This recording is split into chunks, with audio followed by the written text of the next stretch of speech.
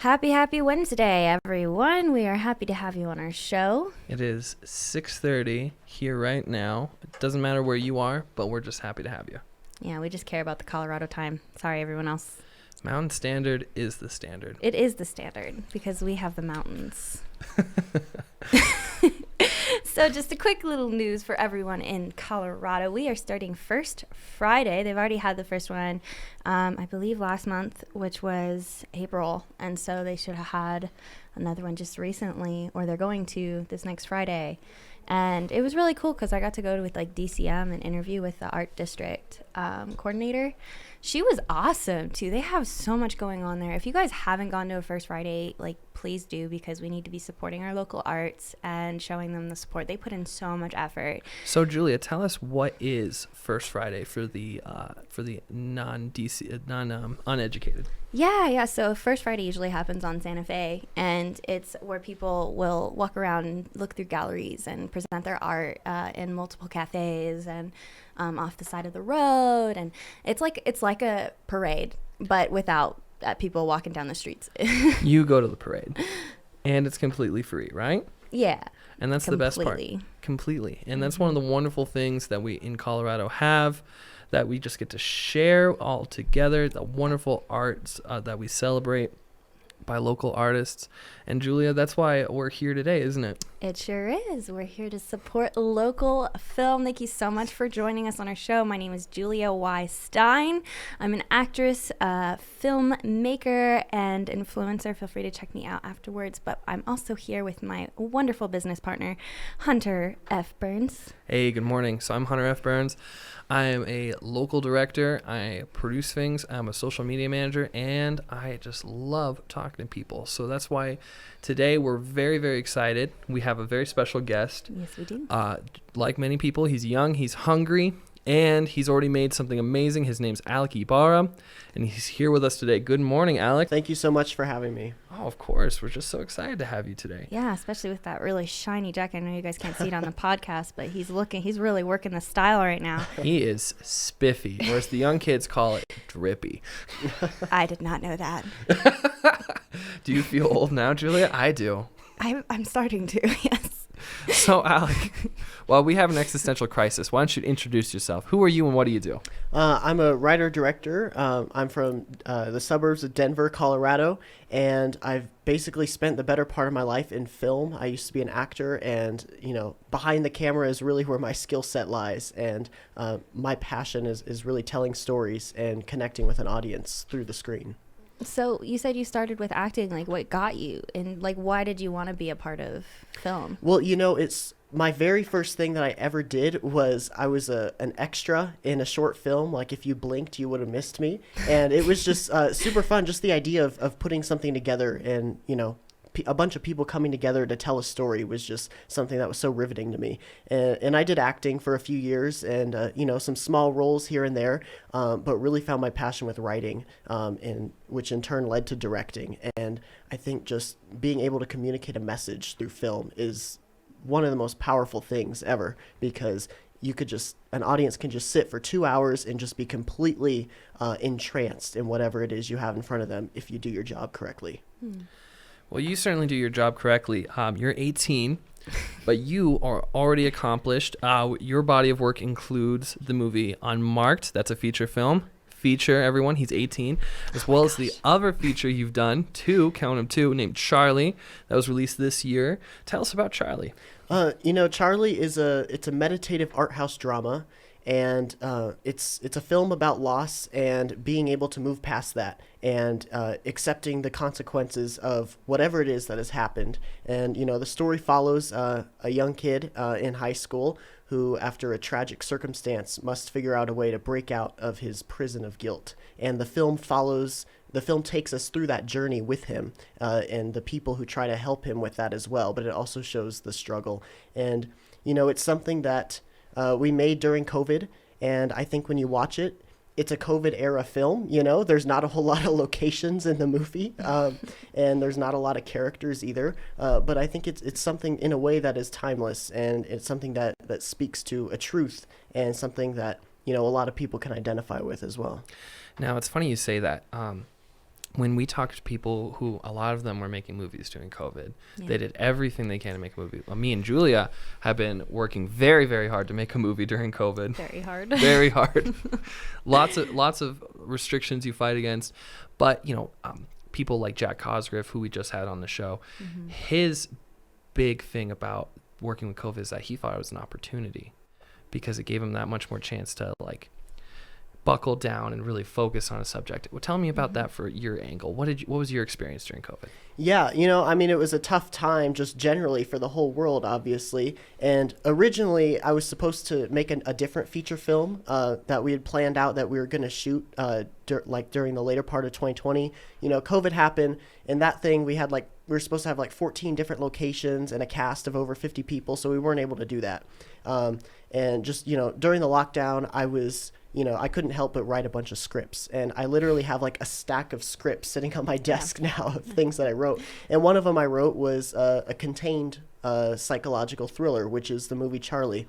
And I wanted to work with the limitations of what we had and say, okay, we only have access due to these restrictions. We only have access to a couple locations. What can we do with as few amount of people as possible and make it look intentional and tell a story within those constraints and do it to the best of our ability? And that's how Charlie was born. So it was kind of working within those circumstances. Yeah, that's definitely a pattern I've noticed with COVID is a lot of people are like, oh my gosh, I'm really passionate about this and I have time to invest time and energy into it. And so I think we've gotten a lot of really cool film out of it because of it. Now, I love how you cover the emotional and psychological part of losing someone. Explain how it's a thriller.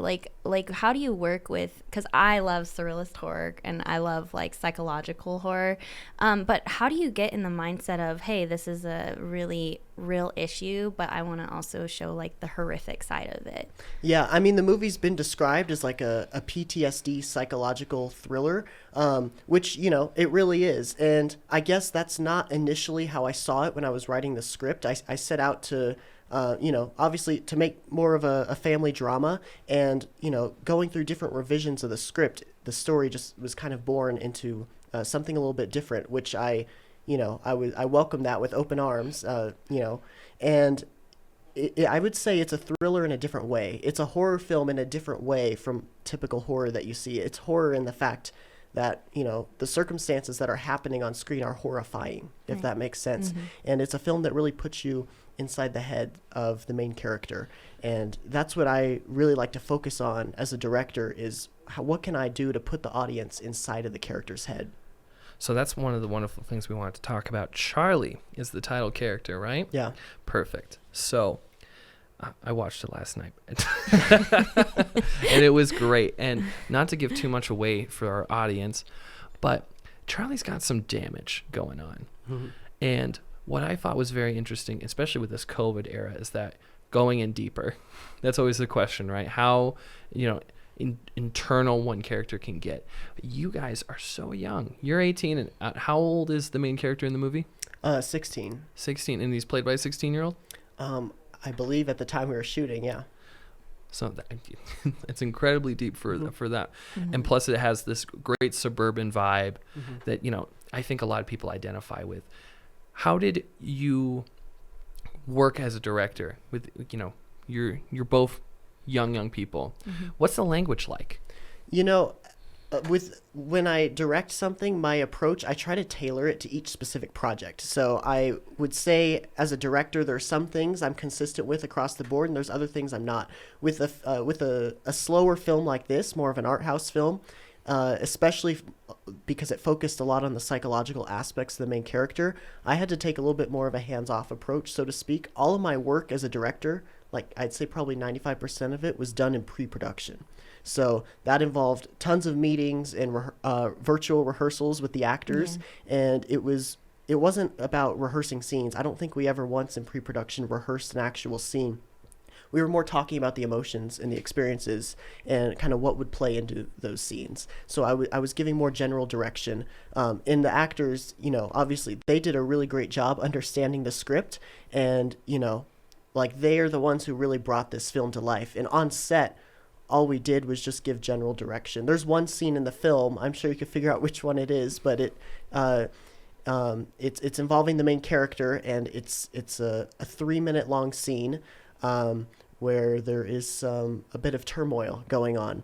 And for that scene, all I did was provide the context to our lead actor, Gavin, and made sure we were both on the same page in terms of feeling. And I said, listen, the camera's going to be over here. We're going to roll.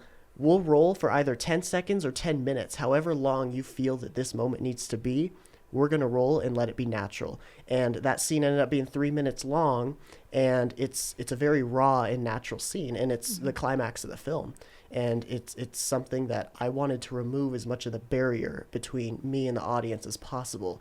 So with me taking a step back and allowing the actors to bring it to life was really impactful, especially for a story like this, because it's a very personal film. For anyone who watches it, I'm sure a lot of people can identify with some of the themes expressed in there.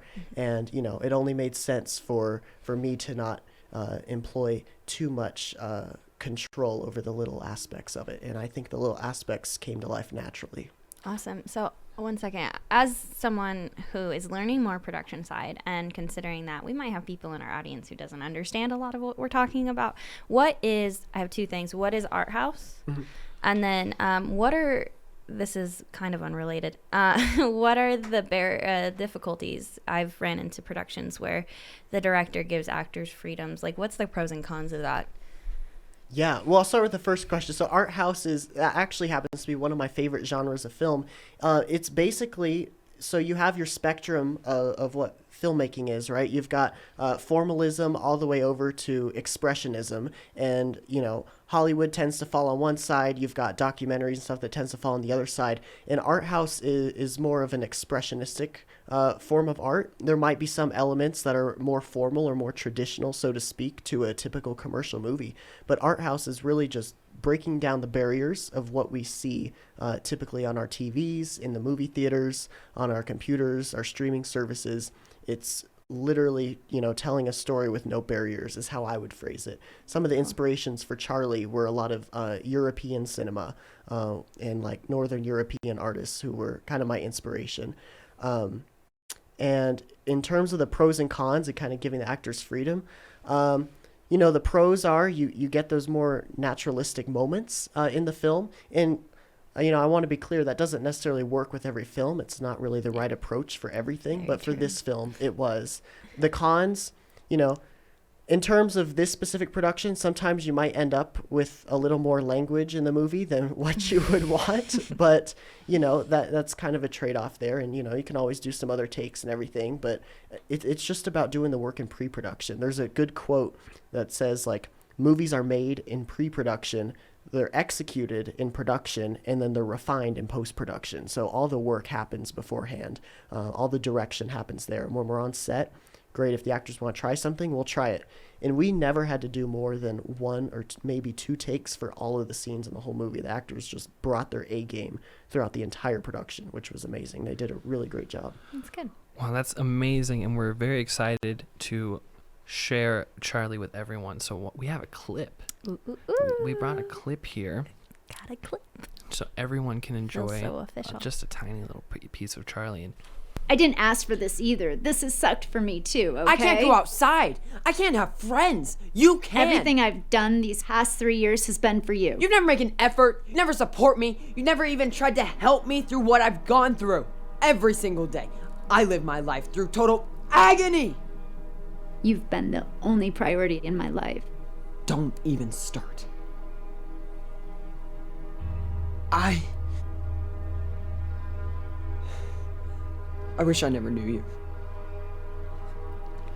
Drama. Wow. Angsty teenager. That's exactly what I was about to say. So, I call this like a suburban drama, which is a fun genre to be in. You got your John Hughes on one side. Yeah. You got your Terry Miller on the other. So, what do you identify with the suburban experience? Because like there's a million trillion teenagers all going through that same conversation with their mom right now today. And what was that like? I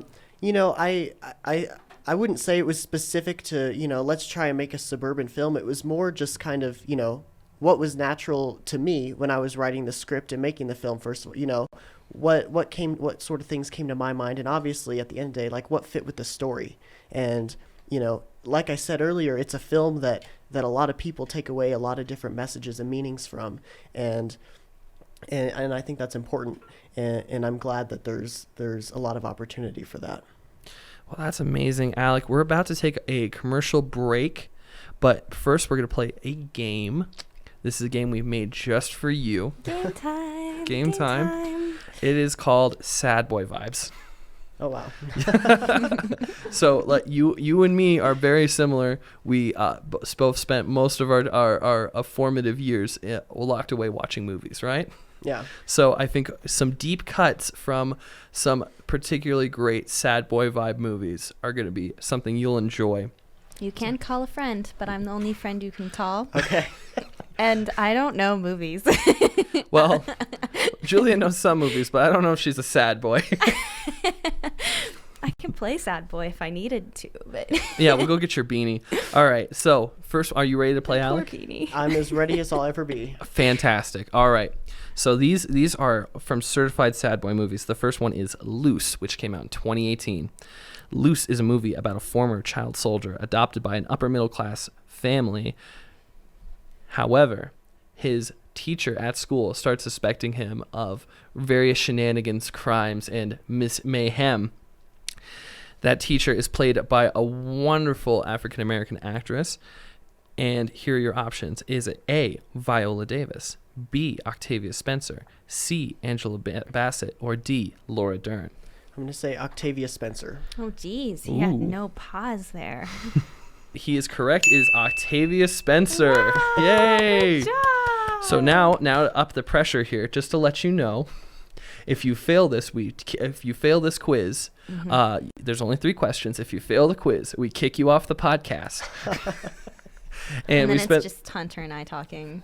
Yeah, and it's, oh boy, It's not fun. no one wants that. So we need you to succeed, okay? We need you to succeed. All right, number two, certified sad boy vibes. Cyrus, the movie where Jonah Hill plays the son obsessed with his mom, played by Marissa Tomei, Aunt May.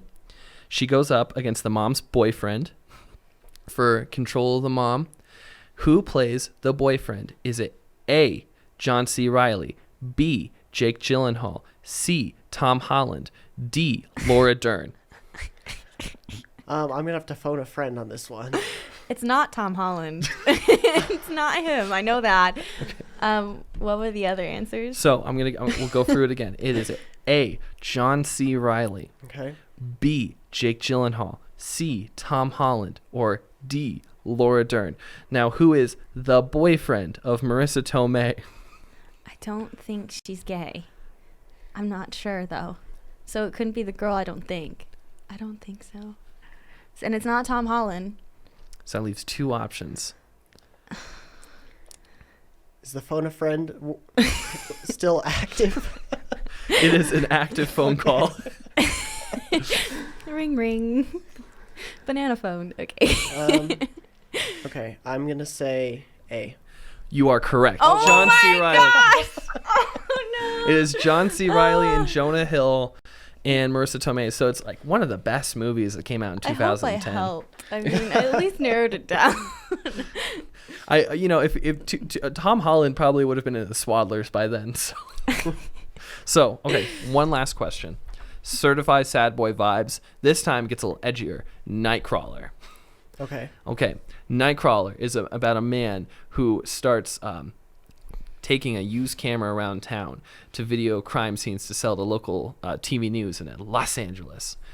And he's not an awesome dude. So, who plays the Nightcrawler? Is it A, John C. Reilly? It's Jake Gyllenhaal. Wow, you ruined this. You ruined it. You only had one hard question.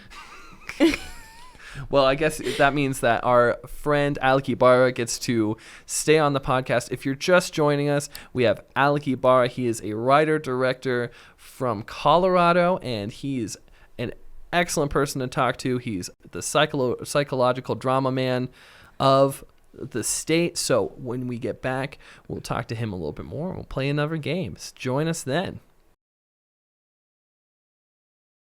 And we are back with Alec Ybarra. It's the Support Local Film podcast with Julia Stein, Hunter Burns, and our very fun friend, Alec. So, Alec, you've told us all about Charlie.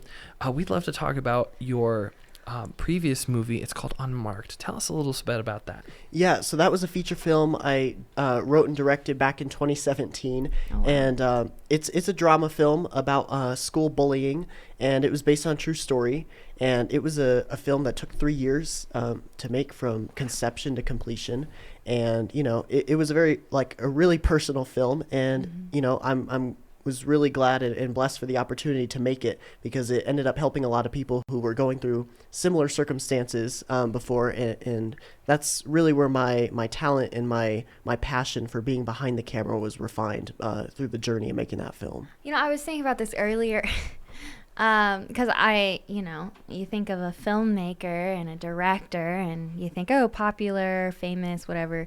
I don't think it'd be the same if you were a high schooler. Right? And is that something that you might have gone through? Like, how do people feel in your school with you making all these films? And yeah, I mean, to be honest, I don't really put too much stock in other people's opinions. I'm on my path. Okay. I'm doing my own thing. Obviously, you'll get some people now and then who have an opinion, but that's okay.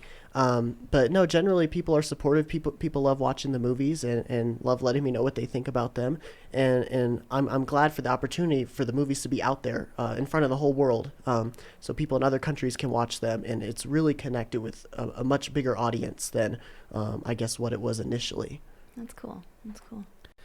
So, Alec, we're going to talk about what's next for you. You have a very, very bright future. Spotlight shines right behind you, my man. If anyone who sees Charlie will see that. What's the next step? Yeah, I mean, I'm relocating to Los Angeles this year, so I'm super excited for that. L.A. Wow. I'm more of a beach person as opposed to the mountains, so it'll be nice, and the weather's really great too. But as I mentioned earlier, I've got a stack of scripts sitting on my desk that I wrote during COVID, all feature length, some different genres even as well. As far as the next project, there's one of the scripts I'm super excited about is a faith-based horror film. No way. Are and- you serious? Yeah. Oh. And it's super interesting. I'm not sure Been talking about this. there's too many movies like it that I've really seen before. Maybe there are, but it's a different genre, and it's a nice mixture of genres that I'm excited to get into. We have to talk about this because I've been wanting to make a faith-based horror. Oh, yeah, it's a very exciting genre. You'll be in good company with The Conjuring and movies of that like I know The Exorcism is one that always comes to mind for me. Mm-hmm. What excites you about a faith-based horror? I mean, it's two genres that most people would think are opposite. Right.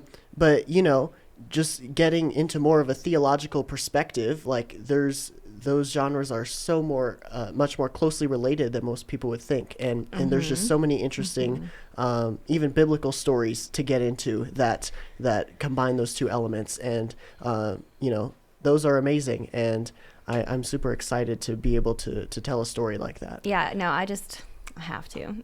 I always recognize there's parts in the Bible that are very horrific, and I just don't understand why people would turn down recognizing reality and exposing it, which is what we're called to do. And so I'm just so glad that you brought that up, because a lot of people are like, faith-based horror, it sounds hypocrisy, but it's no, I mean, if we read certain parts in the Old Testament, jeez. Yeah.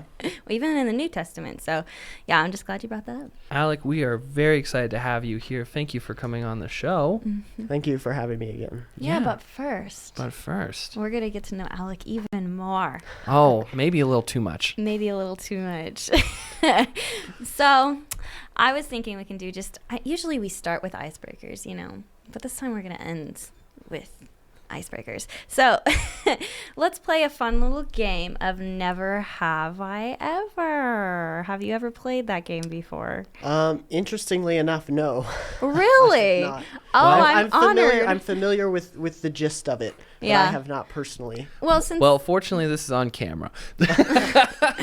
Well, and for the podcast people, they're clearly not going to see when you put a finger down. So we'll just have to make it obvious. This is something I have done. All right. I'll keep it simple and clean. I promise. Okay. Nothing too bad. I promise. Okay. So we'll just start. No variety or page 6 after this podcast. Yeah. And we don't want to get sued. So. Oh my gosh. We'll take it easy. If we're already talking about getting sued, we're in trouble. Okay, first easy question. Never have I ever. You need me to put my hand up like You this? put your hands up. You start with 5, not 4. Put that thumb up. 5? There you go. Okay. Yep. Never have I ever gone skiing. And do I put one down if it's yes, correct? Yes. And you say, yes, I have if you have done it. So, yes, okay, I I have. Skiing. You have. So then I put one down? You put one down. Okay. Yeah, now you're down to 4. All right. Alex, an avid skier. That we know that. I can see that, actually. I mean, okay, never have, since I've never skied, never have I ever tumbled down a mountain skiing. I have. I feel like everyone has. Yeah. Well, when you go skiing, you got to. Well, I have all 5. Look at me go. Okay, Hunter, let's do one with you. Okay. All right. Big Colorado thing. Never have I ever had the 60-40 burger at Big Al's Burgers. I have not. I don't think I've had that. Well, both of you can't put a finger down, but I get to put that finger down. Oh, Hunter. And that's what I get to do. He's okay with losing. That's what he does. I'm sorry. I love you. I'm sorry. It's all right. That's all right. Okay. You go ahead and challenge us with one. Yeah. Okay. Never have I ever been to Hawaii. Man. We're just... Ooh. Oh, you've been to Hawaii. down. Do tell. Do tell. Yeah. Well, I mean, it's fun. I last place I went was the Big Island, so I love it there. Except if you go to, I forgot which side it is. One side is always really rainy, so go to the other one. The Big Island, is that like a term in Hawaii? Well, the name of the island I think is Hawaii, but it's just because it is the biggest island. There's the big 5 one. islands. Yeah. One of them is larger than the others. I just didn't know people called it the Big Island. Okay, anyways. That's just what I refer to it as. Okay. All right, so I'm going to get a finger down. Ready? Okay. Never have I ever insisted that I must shoot this with an anthropomorphic lens. Jack would put his finger down. Jack would have had to put like 3 fingers down. Oh, Alec. Oh, okay. I didn't know that we got 2. Yeah, we got okay, one okay, more. okay. We got one more. Oh, I got one. Okay. Never have I ever had to do a costume change in front of a crew. Oof. Oh. Okay. All right. You'll get there.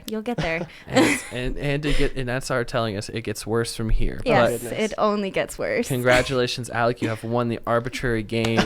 Never have I ever. You have won the prize of maybe in the future being invited back on this podcast when you make your next movie. Or making a faith-based horror with me. Because heck yeah. You have to cast Julia. You have to That's cast your prize. Well, Alec, thank you so much for coming on our podcast. Say goodbye to everybody now. Thank you for watching. Goodbye. Yeah, I should look at that camera. Make sure they know where to find you too. Like, do you have a YouTube channel and stuff? Yeah, I have a website. It's just AlecYbarra.com. That's where my stuff is at. And that's where people should look if they want to see cool movies like Charlie. You can find Charlie on Tubi. That's where I watched it last night. You can watch it too. Check it out there. Mm-hmm. In the meantime, you can spend some time watching our catalog of cool videos on YouTube. We are now a podcast, but we were recently just a YouTube channel. So and Facebook. And Facebook. We always push the Facebook. You know, Hunter, you're old enough to care about Facebook. Yeah, let's beat that dead horse. So, if you are excited to watch more local filmmakers like Alec or Jack Cosgriff or all the exciting people that we interview, go check us out there and join us next week for our interview with a cool person to be determined by our schedule when that gets firmed out. It's going to be jammin'. Oh, yeah, that's right. It's the Jammin' Dead people. Oh, we have I was trying to be cool and like sly about it, but okay. Yeah, it's the Jammin' Dead people. Well, this is better this way. Next week we're going to be talking to the people from a movie called Jamming Dead. That's a movie that'll be coming out very soon, and we'll have an exciting podcast with the director and the lead actress. So yeah, they're like the alternate universe counterparts of Julie and I. Maybe they'll kill us and take over the podcast. We shall see. Sharpen your knives, everyone. All right. Thank you for watching. If you are doing things, you can do things later. Goodbye now. Enjoy Colorado. Go Colorado. I like that. If you're doing things, you can do those things later.